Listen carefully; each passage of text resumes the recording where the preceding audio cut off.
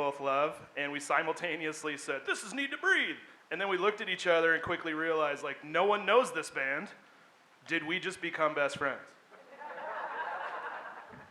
Hence the clever work of Adam Gove again. Please help me welcome Jason Fleming.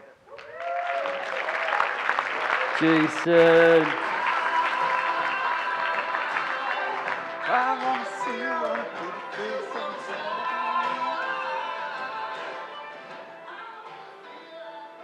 All right, I needed that. I needed a little bit of comic relief because I may have over-prepared.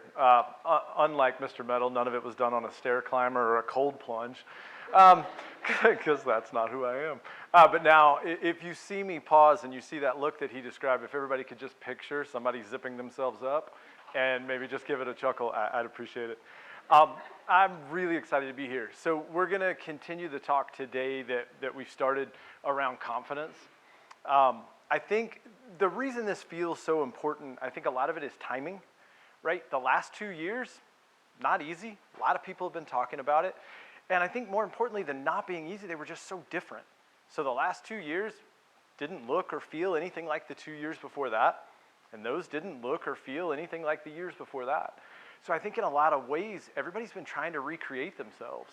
And I think we've been really reluctant, right? A lot of us, we had a little bit of a shift and we thought, May 10th will be here soon enough.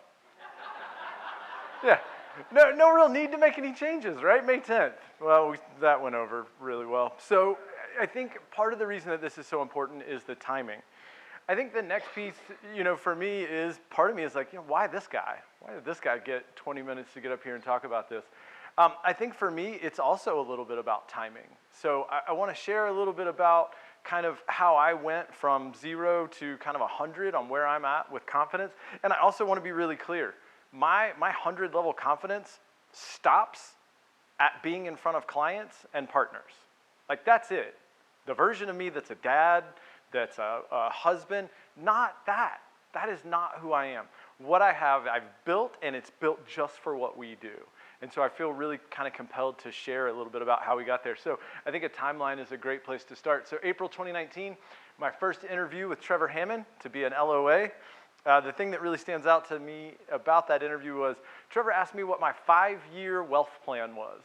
And luckily, I didn't say it out loud, but my first thought was, I've never used the word wealth in a sentence in my life. I was still at that dude's rich kind of phase of understanding of financial education and literacy, right? And I'm really glad I didn't say it out loud. He might have ushered me out. But fortunately, I snuck in and I became LOA for James May of 2019, a job I was tragically bad at. It's all the stuff I struggle with now. Organization and follow through and follow up, not my strengths. But they kept me around long enough to get me to my first mortgage event. Went to a Todd Duncan event. And I was left thinking, oh my gosh, loan officers can change the world, right? Like, you can change people's lives, you can change your own life, your family. All you got to do is unlock the version of it that works for you. So came back, started studying, got my license November 2019, closed my first loan a month later. Did that consultation at my kitchen table. Friend of my wife who was kind enough to give me a shot when I truly didn't know what I was doing and I was too scared to talk in front of anybody else. So we did it at my house. December 2019, closed my first loan. 3 months later, I make the shift from LOA to fully commissioned loan officer. March 11th, the exact same day Trevor closed our branch for COVID, right? So talk about being thrown into the deep end. Turned out to be a little bit of a blessing for me because, again, I was pretty scared being around those other people. And then fast forward 45 months, and now I'm standing in front of the most talented group of mortgage professionals that exists. And I'm talking to you all about how to grow your confidence, right? Lots of imposter syndrome happening. But for me, again, this was pretty recent. So my playbook for how I got there is one that's pretty easy to share. And so hopefully something about what we talk about today will be something that you can kind of pluck out and use. So, confidence, why is it so hard to talk about? I think the biggest piece is it starts from a place of vulnerability, right? Vulnerability is required. I thought Edgardo did such a good job of talking about that, right? Like, we just don't know. We don't know a lot of stuff, but that's really hard to say, right? It's really hard to say, especially in a room like this, that you don't know something or you don't know as much about something as you would like. So that makes it hard. I think the thing that makes it harder, to be honest, working at Neo, right? When you're on an all-star team, it becomes even more difficult to be vulnerable about the places that you've got weakness. I think the thing that makes it even harder than that, our industry, fake it till you make it. It's such garbage and couldn't be less helpful. So we're here to change the mortgage industry, right? Fake it till you make it. You are paid to produce, not to learn. You're just supposed to figure it out. And we're here at Neo to change the mortgage industry. And one of the shifts that I want to make, I hope starts in this room today, and I hope we can get some shirts made. I don't know where Nico is. But I want to make a shift from fake it till you make it to admit it so you get it. You can't learn anything standing outside of a classroom. Go inside, sit in the front row, and say you don't know it. Because I promise you, someone in this room does. And they know it and are willing to share it. This is the most giving group of people. I've always felt pretty giving. In this group, I'm like, God, we really are just supposed to give everything away? Like, I don't get to keep anything. I don't get to be at all different. It's here, right? Everything you all need is in this room, and it's in this room with people that are more than willing to give it to you. So I really want to make that shift. This is a big, big piece for me. I hope you guys will get on board. All right, so you don't have it, or at least you don't have all of it that you'd like. Where can we get it? You can borrow it. So others have what you need. You can borrow it from individuals or groups. That top group is the individuals that I borrowed it from originally, right? Trevor. I didn't know Trevor that well. I didn't even totally understand Trevor's system. But what I did know was that Trevor had been around a while, was extremely successful, and was doing it differently. So I borrowed confidence from that. I wasn't a fully functioning, financial literacy expert and couldn't speak all the language, but I knew what everybody was doing was working. Like, if you ran that system, it worked. And that's what we have at Neo, right? We have something that's different and it works. Borrow confidence from that. James, I got to sit in James's office for like 7 months and just listen to consultations. Do you know how much confidence I borrowed from that? So much that I am certain I still answer questions verbatim the way that he did. Because I knew it worked. I had that example. You all have that here, right? NeoNet. A lot of people struggle with NeoNet. It's been completely revamped. Use it. It's great. The search function is great. There's videos on there. Go listen to the way that people answer questions and talk about topics that you're struggling with. Borrow confidence from that. The third one is my wife, who I love talking about. She gave me a piece of advice early on that really changed my advice, and I borrowed a lot of confidence from it. And it was, when I'm in any group, the second photo is the original branch that I joined, and I really struggled. My biggest fear in taking a call at that branch was I would finish talking, somebody would walk up to the office, dude, everything you just said was wrong. You need to call that person back immediately and unravel all of that. And so that's why I said COVID ended up being a huge blessing. I was like, thank God, let me get out of that room of people that know more than I do and go home. And then it didn't help as much as I thought it did because I still didn't feel like the smartest person. And my wife reminded me, she said, look, I get when you're in that room, you haven't been around as long as everybody else, you don't have all the same answers, you don't speak the same language, but you got to remember, by the time you sit down with a client, you're the expert. You're the person that knows the most in that conversation. And it's super simple, but that was an absolute game changer for me. So you can borrow it from people that are doing it the same, right? That's my group for sure. And then you can also borrow it from people that are doing different. I've been really fortunate to connect with Katrinka a lot. Found out Katrinka and I do things almost completely opposite. Wildly successful, incredible conversion. I'm borrowing a ton of confidence from Katrinka right now, thinking about the fact that I often feel like a one-trick pony. And now I'm like, oh man, I could grow. There's a whole list of things I'm never doing that are wildly successful, and I'm borrowing confidence from that. I think the third way is, I labeled it personal characteristics.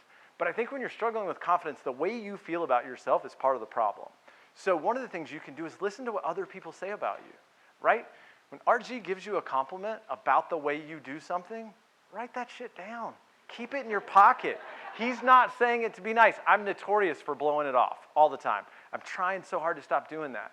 Listen to what other people are saying about you and use it when you need it. We were really fortunate. We just went through the process to become foster parents.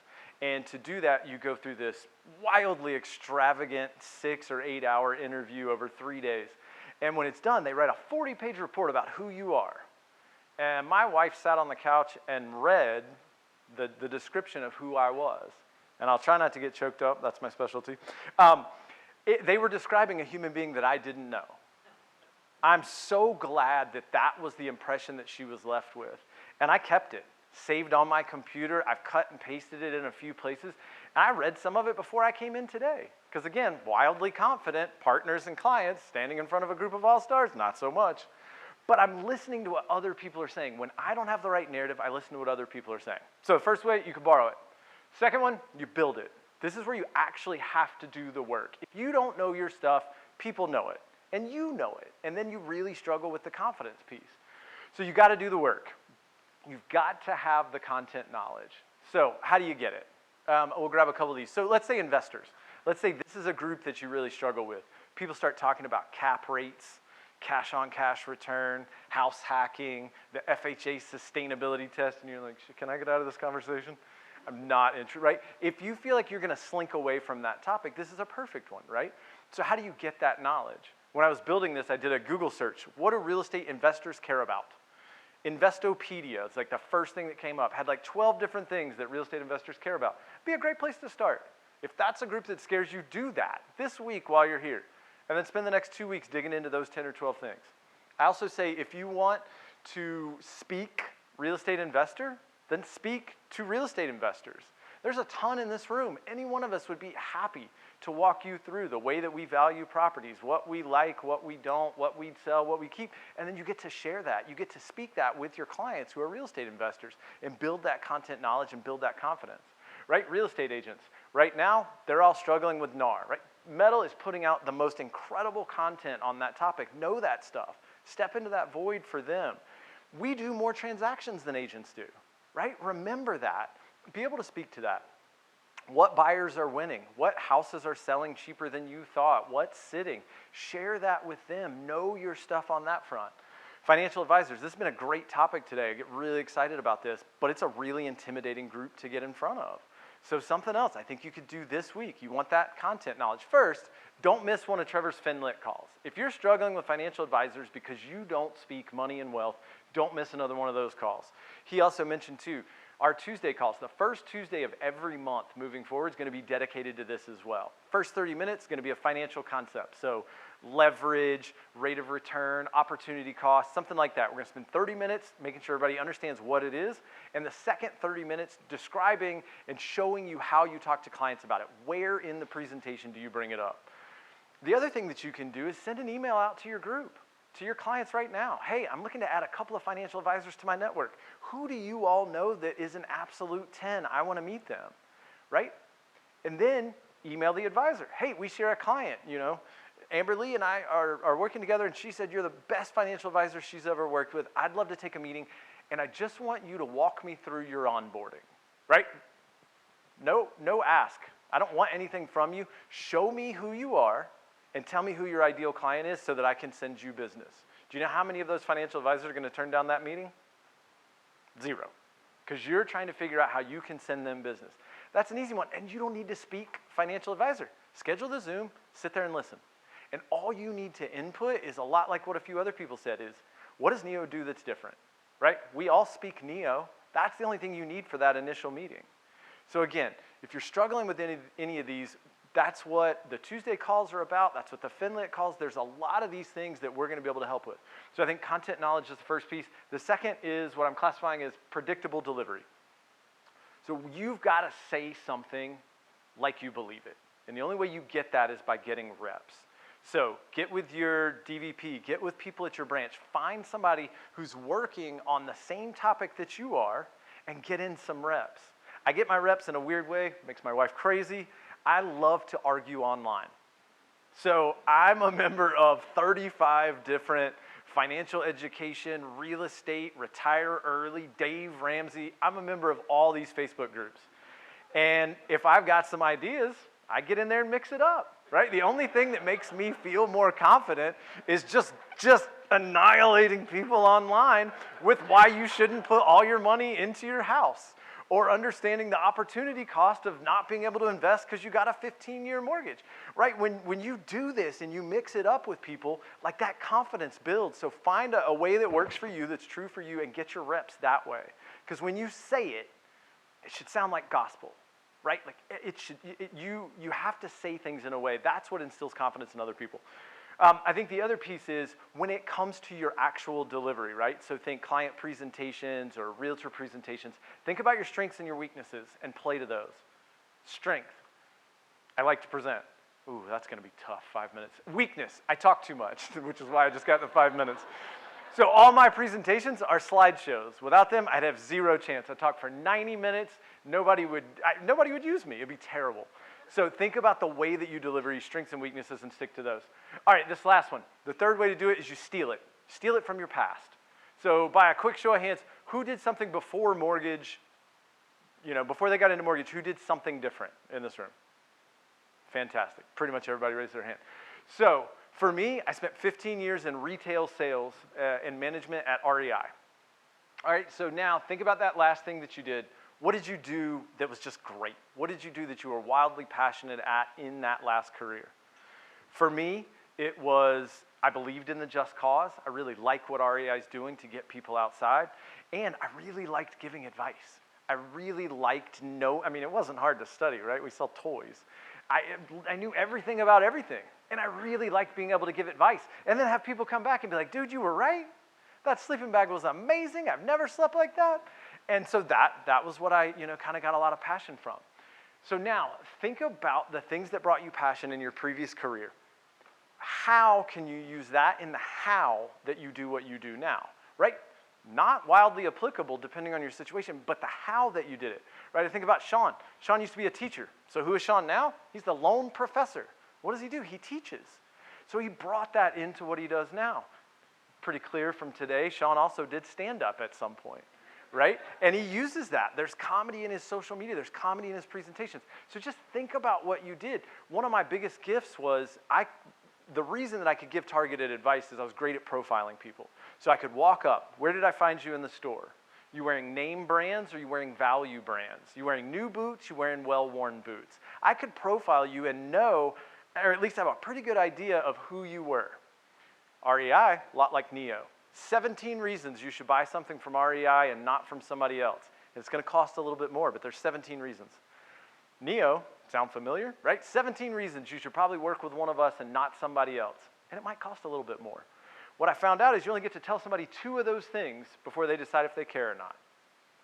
I'm a numbers guy. 2 and 17 are not odds I'm interested in. But if you profile somebody right, you only talk about the stuff they care about. So we do the dreams and goals, but I spend as much time also talking about fears and motivations. I want to know who you are so that every word out of my mouth sounds like it was made for you. I'm only talking about stuff you care about. So again, think about the things that you used to do and how you used to do them and what gave you passion. Figure out how you can put that into your work today. Quick takeaways: be vulnerable, admit it so you get it. When you don't have it, you can borrow it from others, you can build it with the content knowledge, and then have a way to share it consistently, and then you can steal it from your past. I'm going to take my last, hopefully 30 seconds, and just do a quick pitch for our Tuesday Masterminds. We are putting a ton of time and effort into it. The group of people that come, I can't thank you enough. When you come and you're on camera and you contribute, it makes it so much better. But guys, if you're struggling with confidence and you're not coming to the Tuesday calls, you're really, really missing out. The group of people that are pouring into it, it's not me. My face is on it, but it's not me. My goal is to talk way less in those and just have a ton of the talent that's here pour into those. So, guys, I really appreciate it. Thank you so much for your time. Yeah! Dude, I love this guy. Kind of jealous.